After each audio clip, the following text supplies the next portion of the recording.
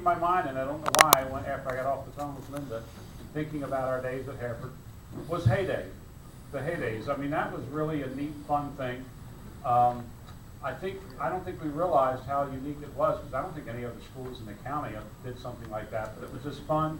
I was going to spend some time and talk about sitting in the back row of the auditorium watching the movies with my girlfriend, but then I remembered that I brought my wife tonight, so I can't talk about that, and I won't. But heyday came to mind. The basketball games. And boy, did we have a great team in our senior year. Those guys just did a super job for us. And some of you here tonight, thank you. That was it was just a great time. But I remember the basketball games. I remember the dances after the basketball games, and how much fun that was. I started to think about the teachers that we had, and we just really had some great teachers there through the years. I don't know that we all fully appreciated them at the time, but we did, and we've got some of them here tonight with us: John Bailey, John Keith, Jackie Simmons. Now, I was talking, let's hear it for him. I was talking to Jackie. She doesn't remember it quite the way I do, but we were her first class out of college. And I remember that we were pretty brutal on her. And had I been her, I would have quit teaching after that first year and gone to become a monk or something somewhere.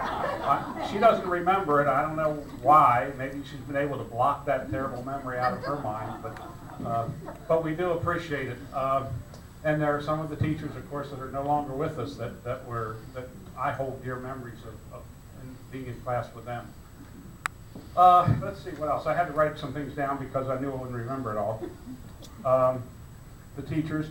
Oh, no remembrance of Hereford can be complete without thinking about Ms. Ziegler. Right? She was just a wonderful lady. Again, somebody we didn't really appreciate at the time, but she really did love and care for all the students at that school. And she tried to set a standard and present a kind of a way of life that I think helped shape all of us in terms of the type of people we became and that sort of thing. But at the time, it was a little tough. I mean, getting called to Miss Ziegler's office, even God trembled when he got called to Miss Ziegler's office. And as much as my wife begged me not to tell this story, and I'm going to shorten it, Nancy, I had it in 7th grade, second week in school, I got called to Miss Ziegler's office. And I was just trembling. Because I'd been told already, what it was like to go to her office.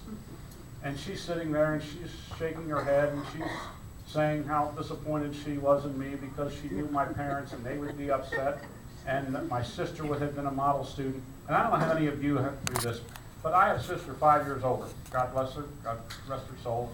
She passed away a few years back. But, she was 5 years older than me, went through school, little Miss Do Good, into all the great things, straight A student. And I got to come along and follow her, right?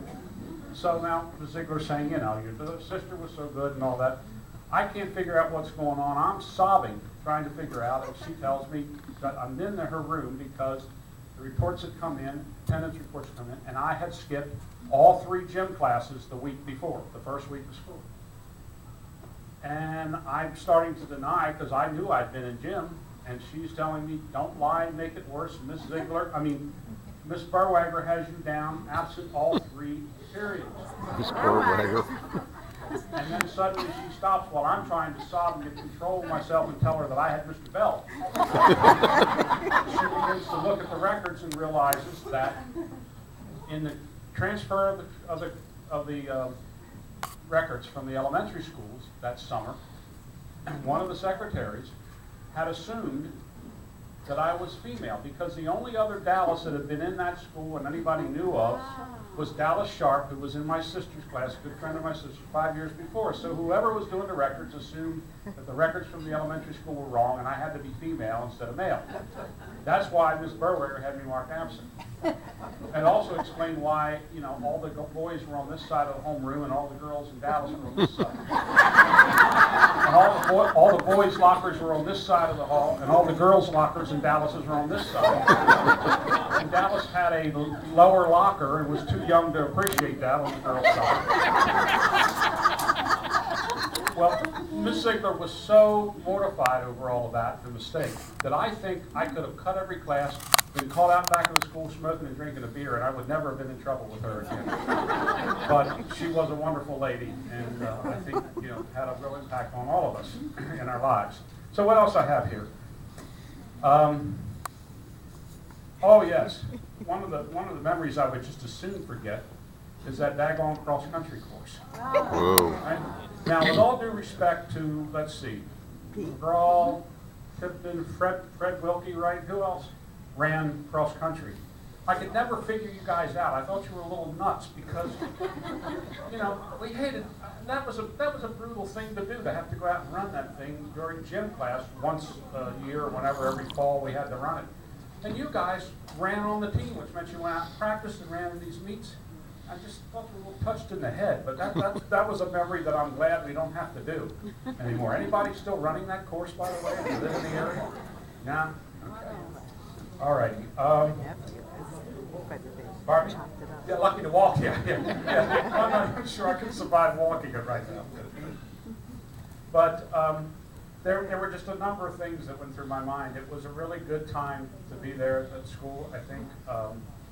And we were very fortunate to be in the Hereford zone, which was another thing, by the way. We didn't have Hereford zone when we were there. So that if it was raining in Towson, and we had 3 feet of snow in Hereford, they didn't close the schools. And so we, now they have the Hereford zone. So, at least they get the break. But it was like, where was the Hereford zone when we were there? One last memory I'm going to share quickly.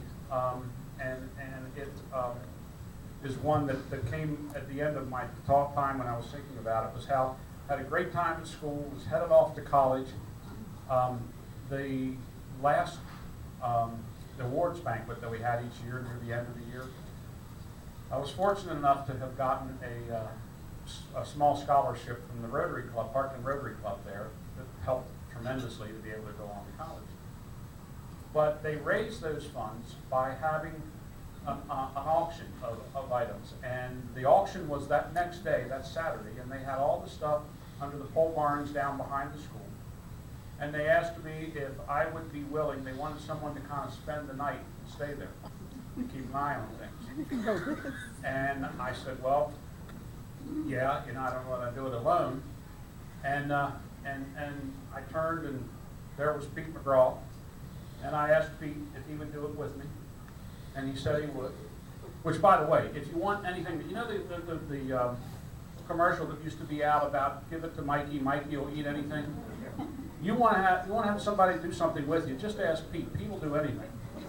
As I found out a few years later when I asked him just off the cuff about driving cross country with me, and he did. So Pete will do anything. But anyway, so Pete said yes. So we go home and get our duffel bags or sleeping bags, whatever, and we're back there going to watch the stuff for the night. And one of the things that was there was one of those old Victrolas, with the big, you see the RCA dog, it had the big thing, and some records. And there was a 78 record of John Philip Sousa marches. So you remember, Pete? So we cranked this thing up, wind it up, cranked it up, put it on. And it is just blaring Stars and Stripes Forever. And we just kept playing it over and over again. We're having a great time. All of a sudden, Baltimore County Police comes out right. I immediately think, no scholarship, no college, house in jail. And apparently, somewhere up near Maryland line, somebody had complained about the noise. And they had been driving up and down York Road for a long while trying to figure out where it was. They'd even stopped at the Pioneer House thinking there may have been something going on there. Finally found the two of us there. They were very nice, no arrest, just said, keep it quiet. But, so that was one of my last days. Oh, one more thing, yeah, Joe, where are you? Joe Pierce. How many remember during practices for graduation, putting Joe Pierce's VW Beetle in the barn? Who remembers that, right? And how disappointed were we when he could drive the darn thing out? Good. anyway, I just wanted to bring a few of my thoughts and memories of school. As I said, there are many more, and I'm sure all of you have many. And I was told that if I didn't